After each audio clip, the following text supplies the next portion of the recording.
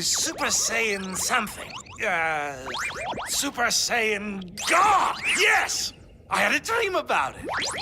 A vivid dream where I fought against a Super Saiyan God who looked just like this one! What if Dragon Ball Daima continued, and Dragon Ball Super was affected directly by the changes that Dragon Ball Daima created? There are a lot of changes Dragon Ball Daima has actually made that not only change exactly when things happen in Dragon Ball Super, but who shows up and what transformations characters have access to. You may leave Dragon Ball Daima thinking that the only thing that you see as a difference is Super Saiyan 4 and where it actually fits.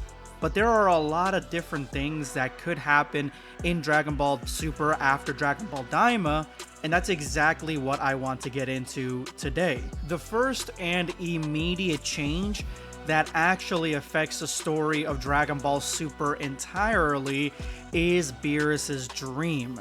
Now, I made a video talking about Beerus' dream, and the conclusion is that Dragon Ball Super, it wouldn't make sense for Beerus' dream to be about Super Saiyan 4 at all, because it takes place years later, and Beerus, both in the anime and the movie, has just woken up and then has the dream. He has the dream years later after the events of Dragon Ball Z, and definitely after the events of Dragon Ball Daima, about 4 or 5 years later.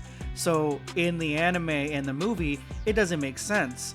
In Dragon Ball Super's manga, it makes a little bit more sense, because in Dragon Ball Super's manga, we actually get Beerus doing other things, not just waking up, and then talking about the dream he had about Super Saiyan God.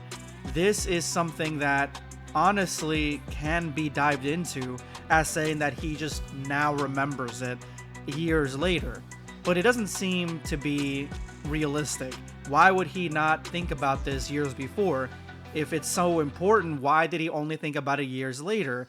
The manga still, it doesn't conclude anything. It doesn't give us the perception of this being a really important thing in Beerus' life, therefore really important for Dragon Ball Super as a whole.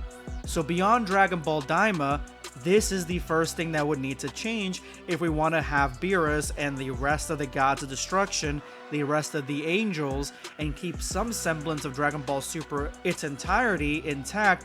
This is the first thing that needs to change.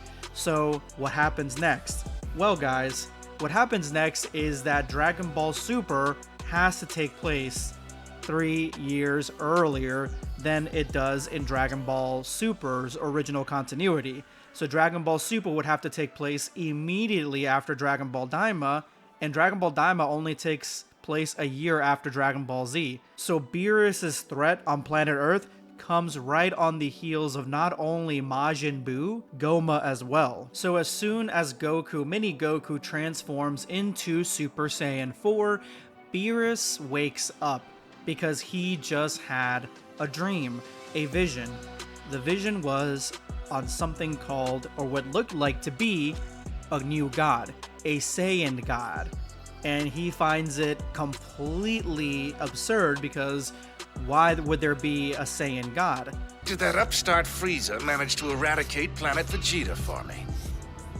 Yes, without a trace, in fact. So Beerus would remember that he ordered the Saiyans to be destroyed by Frieza, but now he has a dream of Super Saiyan God. So this is what kicks off the events of the new Dragon Ball Super, or as I like to call it, Beyond Dragon Ball Daima, because now Beerus is awake and he wants to search the cosmos for the Saiyans and the Super Saiyan God and see if any of them are still alive. And this is taking place at the end of Dragon Ball Daima. So that's cool. Now we have a change that actually fits what is happening in Daima, and it connects Daima to Dragon Ball Super. That's perfect. But what else changes? Because if you make Dragon Ball Super happen 3 years earlier, there are a ton of changes that actually happen. The Z Fighters had 3 years of peace.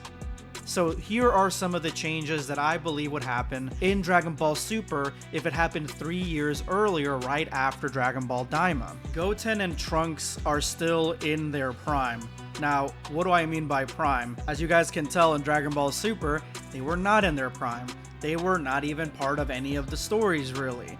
But in Dragon Ball Z, they are in their prime. They're in the World Martial Arts Tournament. They fight against each other. They fight against Android 18. They fuse to fight against Boo.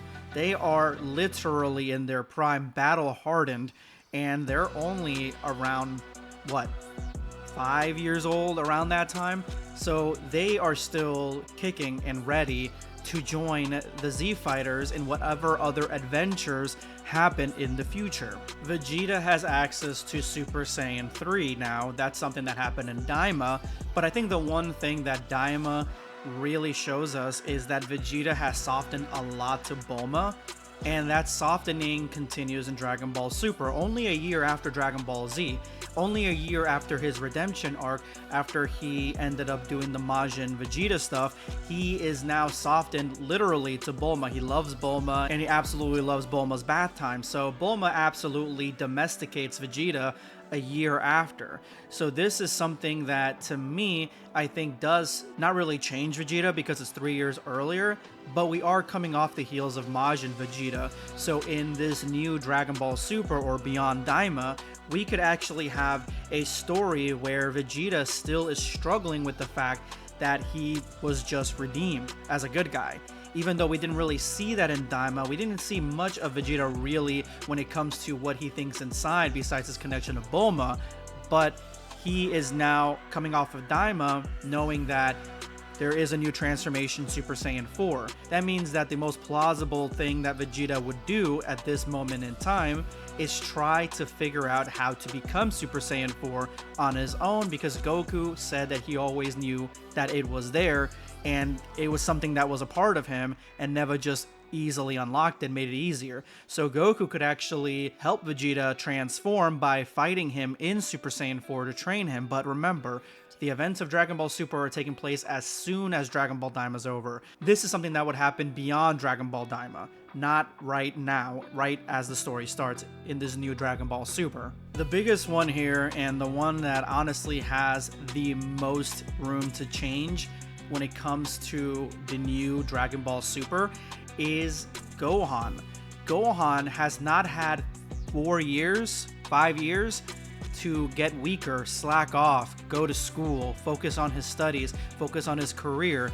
We are coming right off the heels of Dragon Ball Z. But because it's only been 1 year after Dragon Ball Z, to me, I believe that Gohan really is still in his prime. He has just fought Majin Buu in his Ultimate Gohan form. He has not lost it yet, meaning that Gohan going into Dragon Ball Super would have access to his Ultimate Gohan form, meaning that Beast Gohan could realistically be closer to the beginning of Super than what we saw it now when it comes to Dragon Ball Super's continuity much later, years later. Oob hasn't been born yet, so that means that there is no mention of Oob at the end of Dragon Ball Daima in the beginning of this show, and that means that there is no Oob to give his energy to defeat Moro, and that means that that arc is going to be a lot different in the future, but it's already going to be changed because of the stuff from Daima. Pan and Bra would also not be born until years later, so they would not be in the story, at least not in the beginning. Frieza would not be resurrected in Beyond Daima. He would not be at this point in time because he only gets resurrected years later after his crumbling empire crumbles to such a degree after years of constantly losing planets that they get desperate and then they revive Frieza. So Frieza really isn't in this at all, at least not until much later. And all these changes not only change the Tournament of Power, but they also change the Goku Black arc, because Goku Black attacks Trunks at a very specific time, and Trunks is sent back in time years later after Dragon Ball Daima. So that is also something that would be coming on in the future of Dragon Ball Daima. There are a bunch of changes that are still left to be addressed, and I want to address them in further videos. But the three main ones that come from Daima that are plot holes, quote unquote plot holes, that I think that really affect the story Super Saiyan 4 Goku not included, because Super Saiyan 4 Goku changes most of the stuff that happens in Dragon Ball Super. I believe Super Saiyan 3 Vegeta is going to be something that we're going to be seeing a lot more in Dragon Ball Super. I believe that the Super Saiyan 3 transformation is going to be given a lot more significance, and since it is the prior transformation to the ultimate Super Saiyan 4, I believe that the two evil eyes that we see at the end of Daima were taken back to Universe 7, and these two things are going to play into the future events of Dragon Ball Super. And then lastly, Pansy at the end of Daima actually leaves the demon realm and she goes back to Earth, and that is a huge story changer on its own because she is extremely skilled, knows the demon realm, and around the same age as Trunks and Goten. So this is a huge change as well. So in my next coming up videos, I'm going to go into more changes that Dragon Ball Daima affects when it comes to Dragon Ball Super as the story progresses, things that I feel like would happen, things that I would like to see, but also recommendations from you guys, what you guys would like to see, and vice versa. So let me know what other changes you think would happen after Dragon Ball Daima if Dragon Ball Super takes place 3 years earlier than that. Let me know, guys, and I'll catch you in the next video.